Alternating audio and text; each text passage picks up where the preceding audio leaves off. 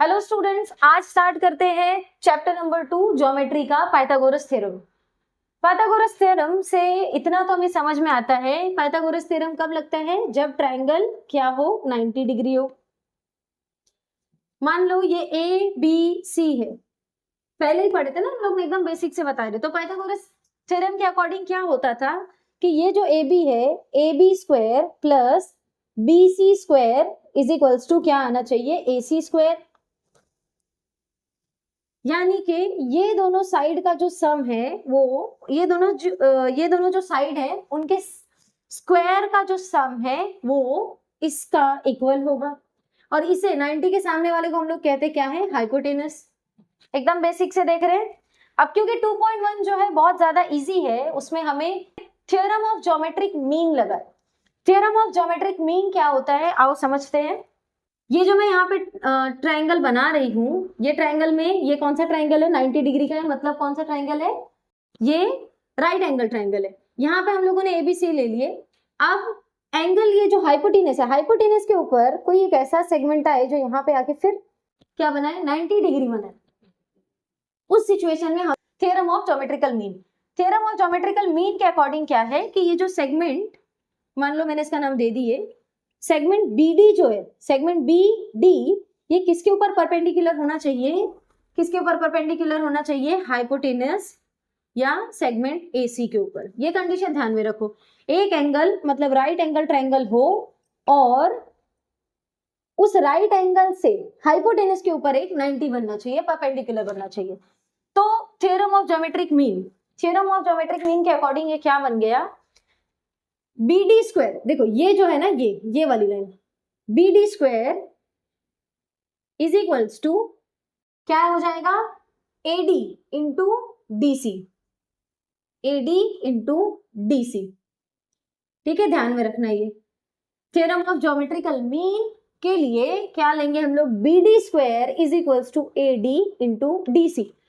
एक नए ट्रायंगल के साथ ट्राई करते हैं। मान लो अगर ये ऐसे रहा तो आप कैसे पता करोगे? इसका नाम मैंने ABC दे दी, या PQR दूसरा नाम ट्राई करते हैं। मान लो इसको हम लोगों ने PQR समझ लिए। ये 90 है, 90 से एक परपेंडिकुलर यहाँ पे हाइपोटेनस के ऊपर ड्रॉ हुआ।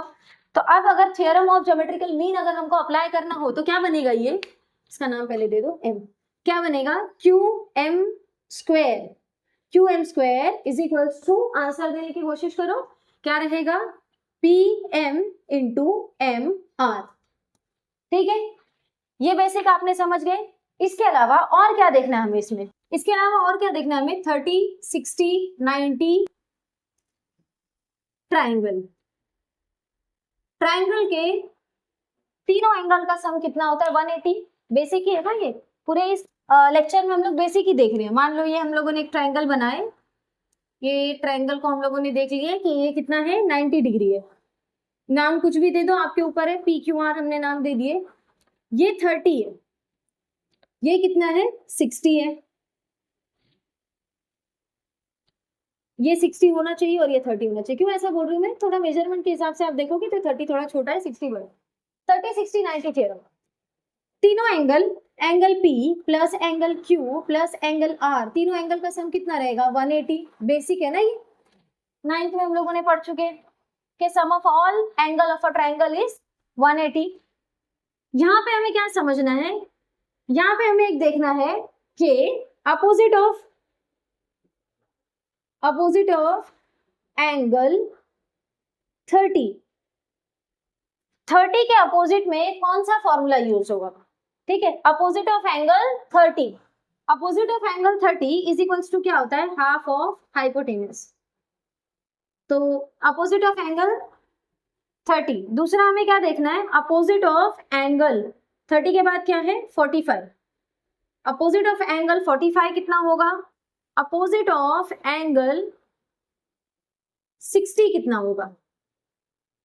ठीक है, ये चीज हमें ध्यान में रखनी है। अपोजिट ऑफ एंगल 45 क्या होता है? Opposite of angle 45 is equals to 1 upon √2 into hypotenuse. Opposite of angle 60 √3 upon 2 into hypotenuse.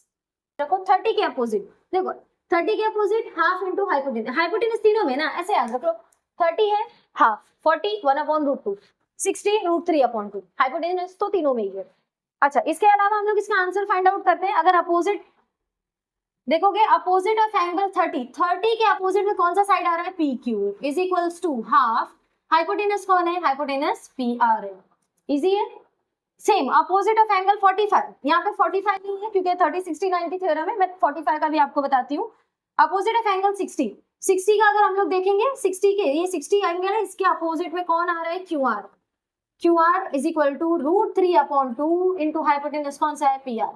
अच्छा, तो फिर 45 वाला कब लगेगा, 45 वाला अगर तुम ध्यान दोगे 45 90 के थ्योरम में लगता है, कब, क्योंकि सम कितना है टोटल 180, ये ऑलरेडी 90 हो गया, तो ये 45 कितना होगा, 90।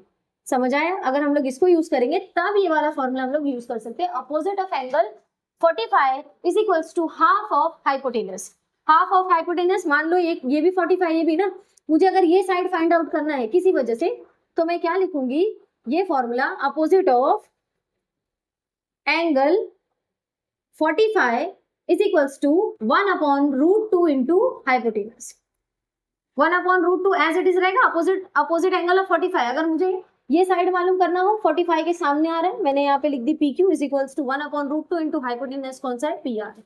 इजी है, ये बेसिक्स आप अच्छे से समझ लो, फिर हम लोग स्टार्ट करते हैं 2.1।